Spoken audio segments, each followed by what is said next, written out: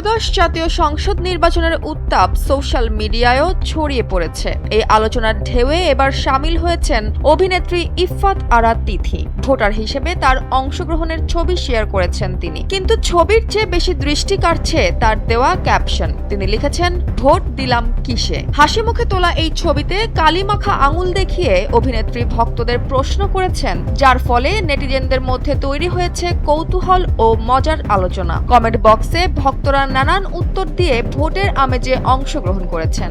লাল পোশাকে প্রফুল্ল মেজাজে তিথি যেন সবাইকে বিনোদন এবং ভোটের গুরুত্ব দুটোই মনে করিয়ে দিচ্ছেন। একজন অভিনেত্রী হলেও নাগরিক দায়িত্ব পালনে তার উদাহরণ শিক্ষণীয়। ছোট্ট একটি ক্যাপশনও সোশ্যাল মিডিয়ায় আলোড়ন তুলতে পারে এবং এটাই প্রমাণ করে যে ভোট শুধু দায়িত্ব নয়, বরং ভোটে অংশগ্রহণও আনন্দের।